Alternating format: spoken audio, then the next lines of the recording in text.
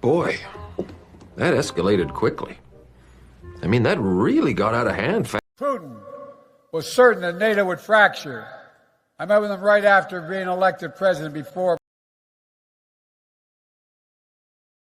right after I was sworn in, and we talked about this very issue. Not bad, not bad. In the fall, he decided to...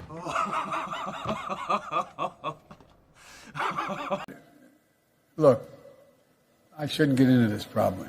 What is that supposed to mean? In the fall, he had tied that fall. Huh? Decided to... Look, I shouldn't... Are you kidding me? Shouldn't get into this probably. I'm going on too long. I apologize. But...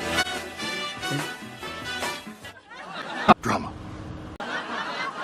Never forget, America is the strongest when we lead, not only by our example of our power, but by the power of our example. You can clap for that. Hemos llorado los dos.